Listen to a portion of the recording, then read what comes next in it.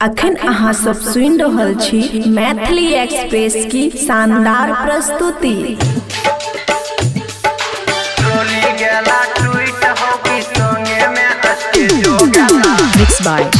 Mix by DJ Raja. Singer Jaynath Jwala, Khushi recording studio बलुआहा, बड़ी घरदार चौक।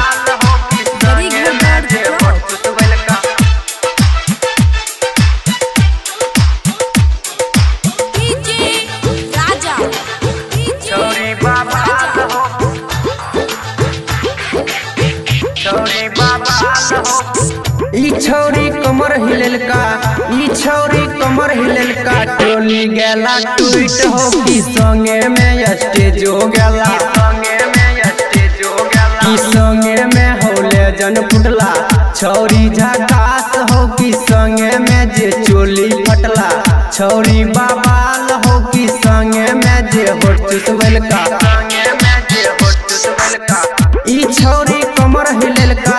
ई छौरी कमर हिललका, टोली गेला टूट हो की संगे में स्टेज हो गेला, की संगे में होले जन फुटला, छौरी झकास हो की संगे में जे चोली फटला, छौरी बाबाल हो की संगे में जे होठ चुसबलका। मिक्स बाय डीजे राजा, बड़ी घरदार चौक,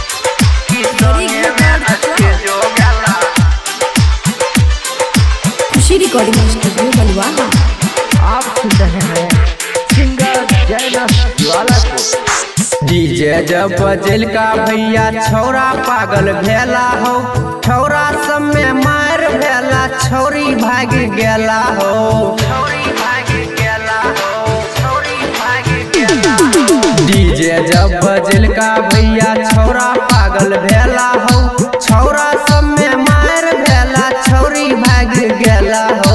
छौरा सब में मार कर बलका अपन चढ़ल जबनिया से, की माल बड़ा झकास रहा, छौरा पागल भेला हो की छौरी बड़ा झकास रहा, छौरा मार कलका हो की छौरी बड़ा झकास रहा। डीजे राजा, खुशी रिकॉर्डिंग स्टूडियो बलुआहा।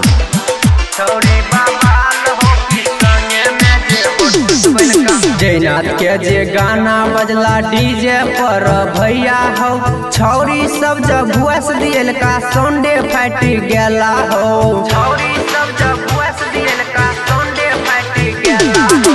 जयनाथ के जे गाना बजला डीजे पर भैया हो, छौरी सब जब भुआस दियल का संडे फाट गेला हो,